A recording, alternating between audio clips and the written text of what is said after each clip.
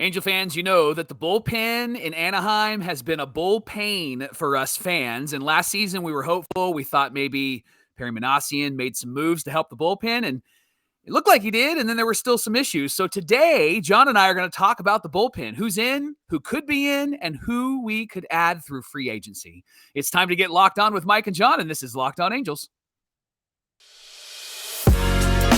You are Locked On Angels, your daily Los Angeles Angels podcast. Part of the Locked On Podcast Network, your team every day.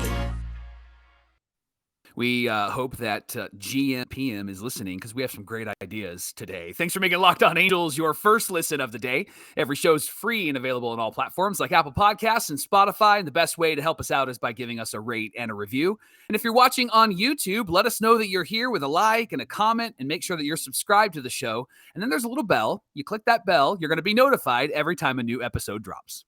Thank you for being here with us for this episode of Locked On Angels, where it's your team every day. You've got the Frisch Brothers here with you, a.k.a. the Super Halo Bros. My name is John, and that's my brother Mike. And my name is Mike, and that's my brother John. Mike, as lifelong fans of this team, and especially in recent years, we've seen that the Angels have struggled to have a lockdown bullpen, and that's why we're here today. We want to talk about what the bullpen is going to look like for 2023. We've seen the pain that the bullpen has brought us over the last few years.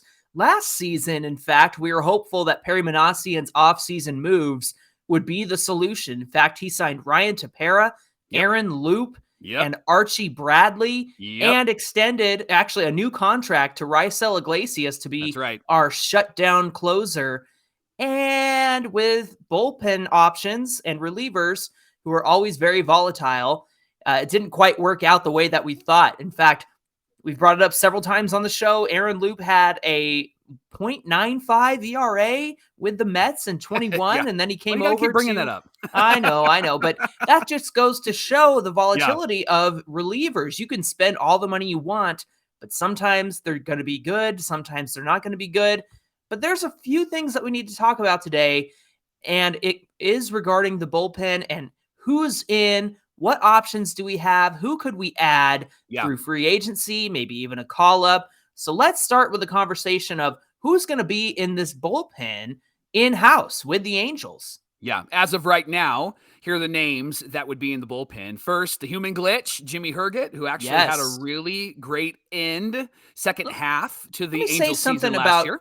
Let me say something about Jimmy Herget, because the Angels have been making a lot of minor league deals and taking flyers on guys who, have an 8 ERA in the past, their most recent season. But then here's the thing about those pitchers.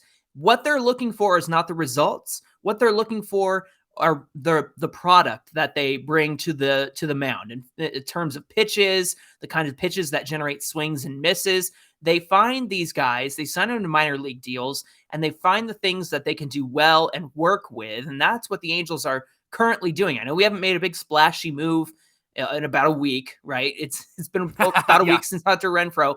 But here's the thing. Jimmy Herget was somebody who was with the Texas Rangers very, very under the radar. And the reason why? He doesn't throw very hard. He doesn't have a usual pitch mix that would make you go, oh, there's your closer. But look at the results we've gotten from Jimmy Herget since last year. The guy, we call him the human glitch because of the way he throws, throws batters off at the plate. He's one of those guys that is similar to what the Angels are doing currently and getting those guys with unusual delivery, unusual results, kinds of guys you wouldn't expect the Angels to put in the bullpen. So hopefully one of those guys hits that they're picking up lately.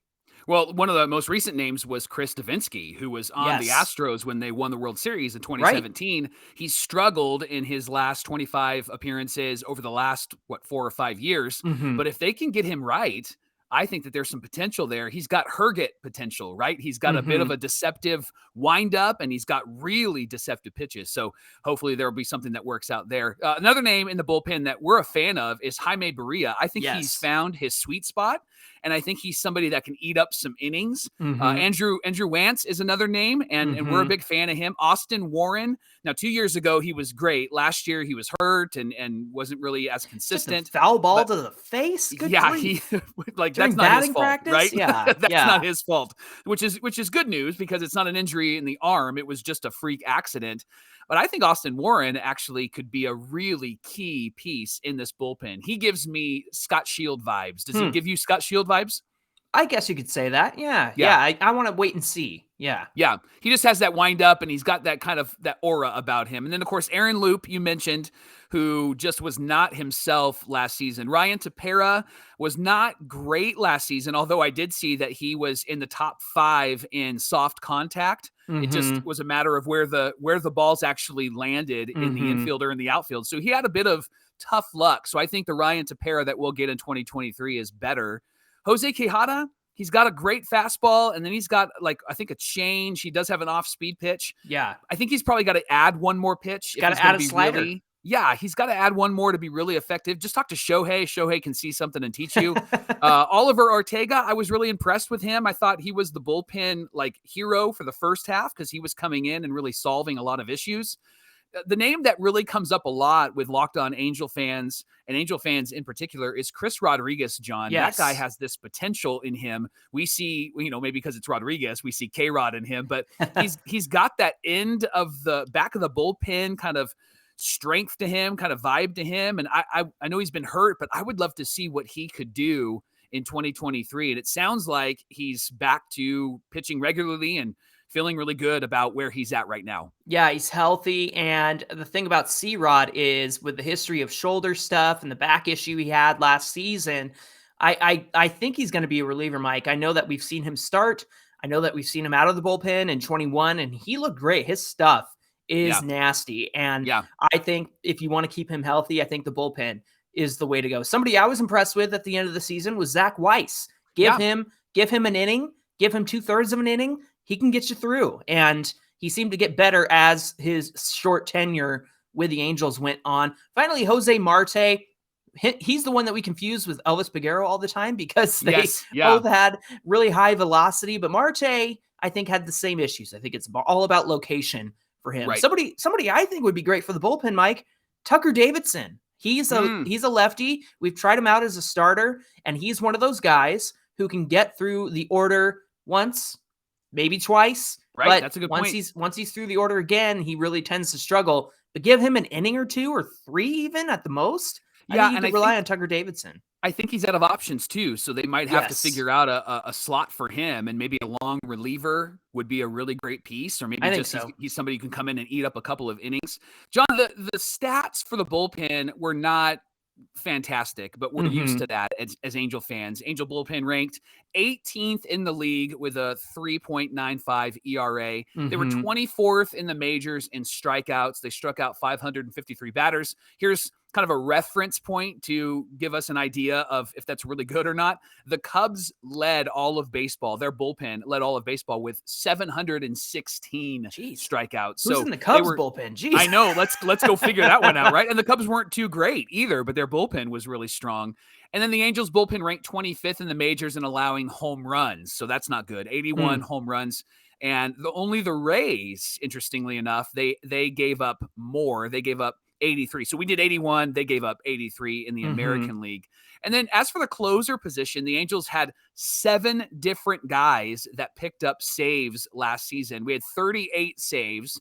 18 of those were from guys no longer on the roster anymore. Obviously, Reisel's not there anymore. John Perry was actually interviewed, and here's what he said about a closer. He said, "You'd love to have a closer that's really productive and can lock down the 9th inning. But with that being said, he really liked how Phil Nevin managed the bullpen. He said, I thought he was creative. I do feel like we have the talent where we can mix and match to a certain extent. And maybe somebody steps up and becomes that closer." John, you did a deep dive into some of the stats on what happened when Phil took over as manager, and the bullpen actually improved under his management. Yeah, this came from Ken Rosenthal's Athletic article in discussing some of the moves the Angels have made. And he said, on Phil Nevin's management of the bullpen, the Angels had a 3.59 bullpen ERA after trading Raisel Iglesias, and that ranked 13th in the majors. So Jimmy Herget had 8 saves. Ryan Tepera had 5.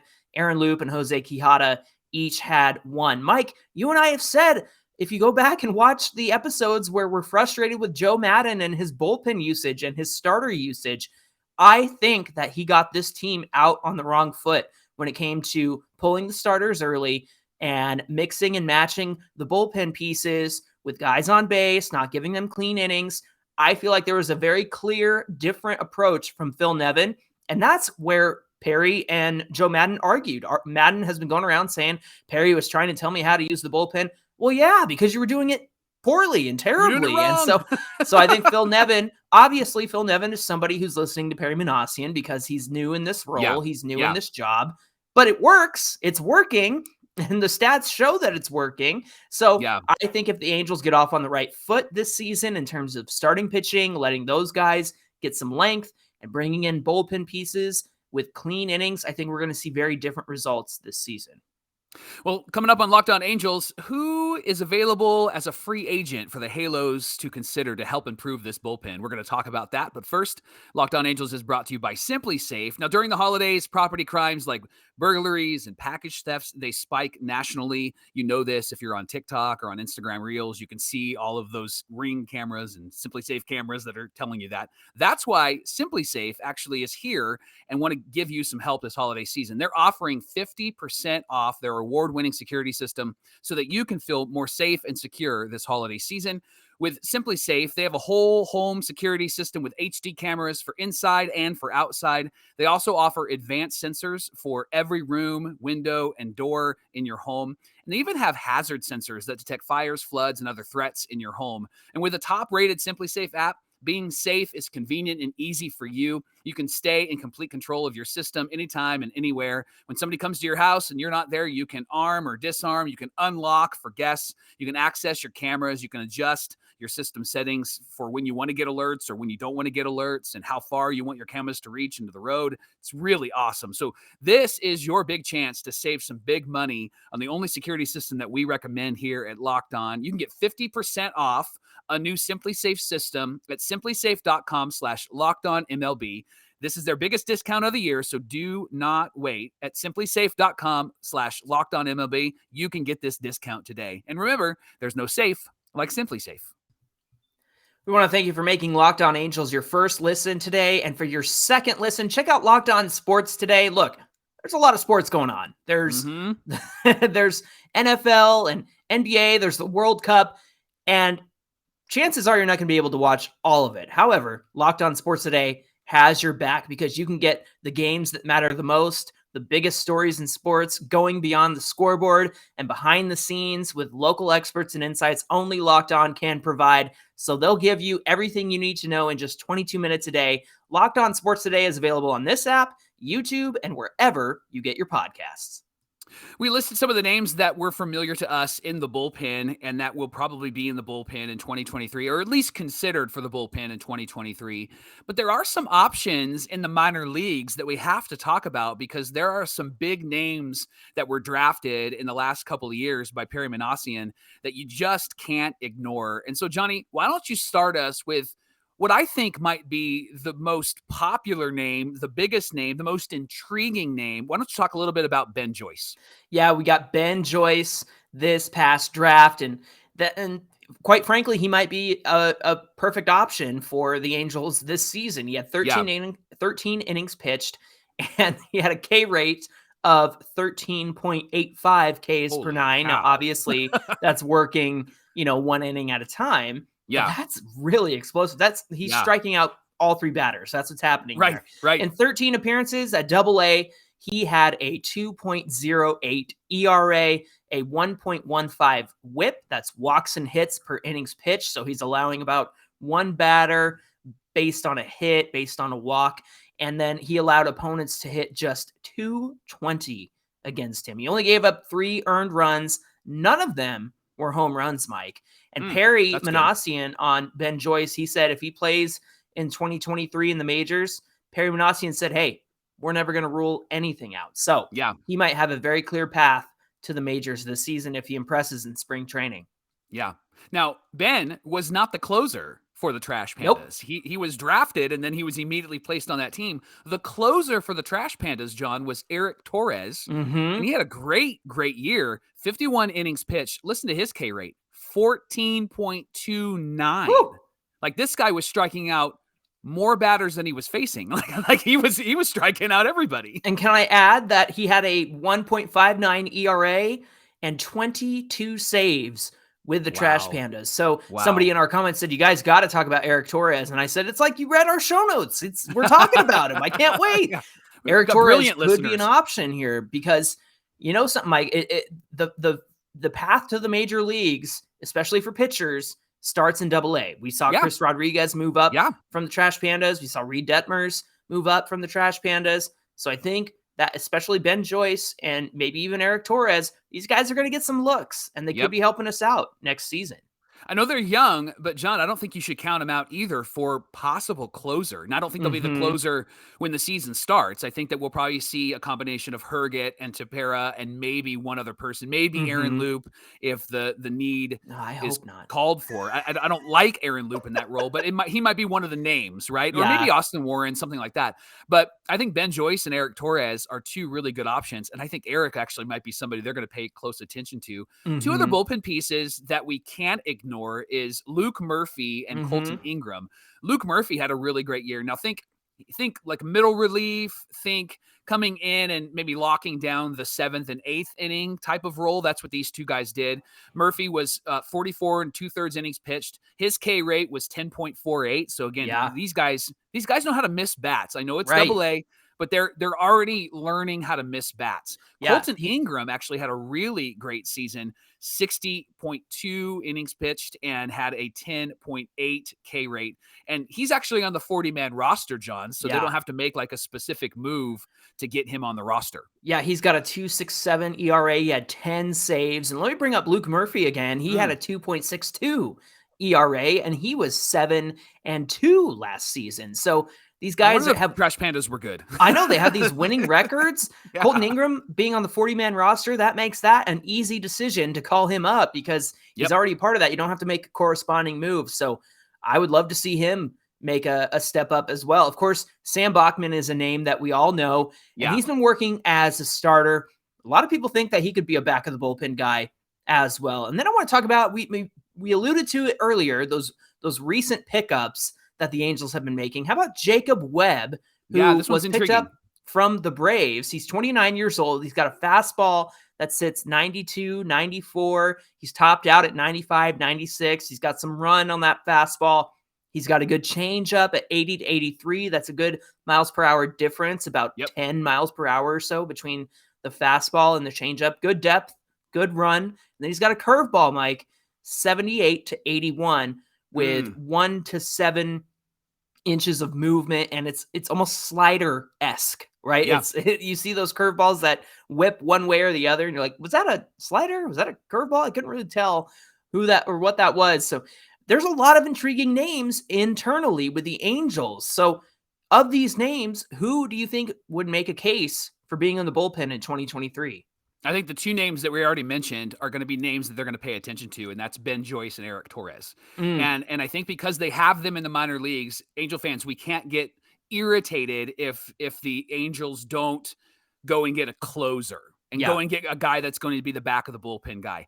I just have a gut feeling, John, with Perry in charge and the way that baseball's going. I just have a gut feeling that the role of the closer is not going to go away, but the role of the closer might actually be leaning more in the direction of multiple people, maybe 1, 2, or 3 guys that are kind of like, these are the guys we go to. Who's got it shut the name. Who's got this? Right? Yeah. And remember when the whole opener thing was kind of really popular? I don't know how long this will last, but I think that for the next season and maybe the next few seasons for baseball teams, but the Angels specifically, I could see them going in that direction, especially with Phil Nevin being the manager. And if we win this year, I could see them extending him. And I think it's going to be like you said, who's coming in right now? What's the best matchup for us? And the good news is that if they struggle, you can pull them and bring somebody else in. You don't have to go, well, it's Rysell, let's let them try to figure it out. You can yank them because there's no ego and there's no money that is this huge contract isn't being carried by this one person on the mound. Absolutely. Yeah, it's kind of odd to see sometimes when you break down how much a player costs based on how often they're pitching, you're paying millions of dollars per inning, really, is what it kind of breaks down to. Right. And that's the way baseball is. I understand that. But man, I think that Perry Minasian so far has proven to go an affordable route and go a route that's going to save the Angels money in specific areas so that he can spend in other areas. Mike, there's tons of good in-house options, especially in the minor leagues, when it comes to the bullpen next season. Today's show is brought to you by our friends at BetOnline. BetOnline.net is your number one source for all your sports betting info, stats, news, and analysis. You can get the latest odds and trends for every professional and amateur league out there, from football to basketball to soccer, which is huge right now. Watching the USA beat Iran, people went nuts. And I'm not even a soccer fan, and that was fun to watch. And of course, esports is also available to bet on. BetOnline's got your back. They'll help you get through it. They'll give you good information. And if you love sports podcasts, you're going to love their podcast because they talk all about betting. You can find those at BetOnline as well. They're the fastest and easiest way to get your betting fix. So head to their website today or use your mobile device to learn more. BetOnline, where the game starts. Okay, Mike, we talked about who's in the bullpen at the major league level. We talked about minor league options who could make an impact in 2023. Now we can talk about free agents because there's a long list of guys out there who could make an impact on the bullpen. In fact, if they do want to go the closer route, you got some pretty good options there. Yeah. So there are a lot of names to consider. So why don't you tell us the options that are out there? You've got some stats. I've got some notes. Let's talk about this list that we have here. We took really the top maybe 10 relievers that are available right now via free agency as of this recording. With all the moves, we don't know who's going to sign where, but as of this recording, these are the top guys that are available. So Johnny, I'll give you their name, I'll give you their age and their WAR from last year. And if you have a thought, throw a thought in there because I would love to kind of tease this out a bit and really hear about this pitcher. So let's start with Craig Kimbrell. He's 34 years old. It feels like he's been around forever, right? Yeah. And he had a 3 WAR last season. What are your thoughts on Craig Kimbrell? Man, he had such a rough year with the Dodgers. I think he had a losing record, a win-loss record, because he just could not seem to lock it down. In fact, he had a lot of wins for a closer, and that usually indicates that he gave up the lead and then somebody else finished the game and the Dodgers got the lead back. He ended the year with 22 saves, which seems good, but remember, this is Craig Kimbrell, who once led the league with like 47 saves in one year. So he had a really rough year. I don't know what happened to him with the Dodgers. I don't know why the Dodgers pitching factory didn't seem to help him either. Maybe age is catching up with him. I know he's only 34, but that seems like a very risky move, especially if he's going to command a lot of money. Yeah. Speaking of age, here's 3 names, John, of pitchers. One's 35, the other 2 are 32, and they each had a WAR around the mid 2s to the high 2s. That's Kenley Jansen, Taylor Rogers, and Andrew Chafin. You've talked a lot about Andrew Chafin on this pod. So any thoughts on any of those 3 names? Jansen's interesting because he had a 2.9 WAR. He had 41 saves this season, second most in the league last season. So and people thought he was done when he went to the Braves. Thought he was done for a while. He was not done. He's going to be another free agent. Again, he was with the Dodgers, and he was with the Braves last season. A really great closer. I mean, health has been an issue, and not really his fault. It's been more of like heart stuff that he can't control otherwise through medication and things like that. Just kind of a genetic issue. And so obviously he's going to command a lot of money on the market as well. Taylor Rogers is interesting to me. He actually led the league in blown saves. He had 10. Oh, we don't need that. Yeah, we don't need that. But I mean, he's been a consistent reliever and closer in the past. Andrew Chafin, I don't know how he would work as a closer, but as somebody in the bullpen, I think he would be a solid reliever. He's a left-handed pitcher. He had a 2-something ERA this season. So he always seems to take those 1-year deals, and he seems to be an affordable option. So I think Chafin could still be an option for the Halos if they want to get somebody with experience behind them. All right, John, I'm going to give you 6 names. These probably aren't closers, but they are guys that could really fill in the 7th and 8th role, maybe be an option for a closer if the Angels are going to go with multiple names. And then you give me a couple of thoughts on any name that you want to pick out here. So Michael Fulmer, he's 30 years old. He had a 2 WAR. Danny Duffy, he's 33, had a 1.6 WAR. There's Adam Ottavino. I don't think we should sign Adam at all because he got mad at Shohei a couple years ago, right? Although he had a really great year last year. He is 37, and he did have a 1.6 WAR. Brad Boxberger's on there. Matt Whistler's on there. Pierce Johnson's on there. David Phelps is on there, and he's always an intriguing name, in my opinion, because he always seems to be on a team that's successful, and he really plays into the success of that team. Each of these guys had a mid WAR of like 1.5 or lower. Each of these guys are in their 30s. The youngest is Michael Fulmer and Matt Whistler. Any thoughts on a couple of these names, Johnny, that we should maybe bring onto the team? Let me just rapid fire for you because I've got thoughts on each one. Michael Fulmer has a low home run percentage. He's not giving up the long ball, but his walk rate is sat at 10.1% last season. Danny Duffy, the Dodgers traded for him, and then he didn't pitch. And then they paid for him for last year, didn't pitch. So big risk right there. I don't think Danny Duffy is the way to go. Adam Ottavino really makes me upset because number one, he's old. You're pointing at me, I can tell. Number two, he called Shohei the B word last season. But here's the thing, Mike. He might have had one of the best seasons of his career. It's ridiculous. His average exit velocity, he ranked in the 99th percentile. His hard hit percentage, he was in the 97th percentile. Man, the whiff rate was at 78%. The barrel percentage, he was in the 97th percentile because he was not getting barreled up. So this makes me upset, and I think he's still got it at 37 years old. Now, let me move on before I get verklempt. Brad Boxberger had a 42% ground ball rate, and here's what I like: the swings and miss, the swings he was getting on his pitches. 30%, the bat was hitting the top of the ball, so they were getting spiked into the dirt.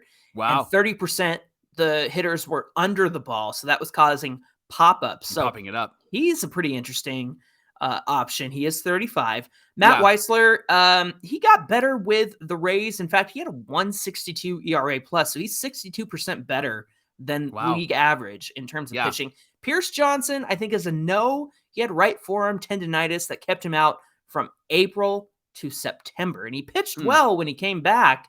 That scares me. We don't need guys who have forearm tendonitis because with the Angels, we always know that leads to Tommy John. Pierce Johnson can pitch anywhere in the league and have forearm tendonitis and never need Tommy John surgery. But the minute he comes to the Angels, he's going to need Tommy John. So here's a guy that I do think we should definitely look into, and that's David Phelps and his 43.3% ground ball rate and the soft contact that he induces. Mike, I know he's older, but if you want somebody with experience, probably comes at a decent cost. I think David Phelps would be a good option to go in there with Ryan Tepera and Aaron Loup, those older, experienced relievers. And he probably has a lot to offer the young arms in the bullpen as well. So there are your free agent options. Hopefully our rundown gave you a better idea of who's out there, who could contribute. If I had to say, I would say David Phelps, Andrew Chafin, and probably Brad Boxberger, to be honest. So those are some options that I personally think that if the Angels were to add them to the bullpen, those would be great free agent choices. But I think we have a lot of good options in-house, whether that's with the major league club or in the minor leagues. So those are my opinions, but I'm interested to hear what listeners and viewers of Locked On Angels think. Well, we thank you for making Locked On Angels your first listen today. Now, again, make your second listen, the Locked On Sports Today podcast. They're sharing the biggest stories of the day, instant reactions, big game recaps, and the take of the day. It's available on the Odyssey app, YouTube, or wherever you get your podcasts. So let us know what you guys think about the bullpen options that the Angels have at the major league level, the minor league level. If there's free agent options out there that you like, let us know by getting at us at Locked On Angels on Twitter, at Super Halo Bros on Twitter and Instagram, or comment below if you're watching on YouTube. Mike, what do we have on deck for tomorrow's show? We're going to ask this question. How have the recent trades improved this team? Of course, we've got Gio Urshela, and then we've traded for Hunter Renfroe, and then we signed Tyler Anderson. Mm-hmm. Does it really improve this team? Well, John and I are actually going to share some stats, and the answer, well, you'll have to find out tomorrow on Locked On Angels. I'm intrigued. Hopefully you'll come back for that one. Until then, my name is John, and that's my brother Mike. And my name is Mike, and that's my brother John. That's going to do it for this edition of Locked On Angels, and we hope you'll join us again for another great Halo conversation tomorrow.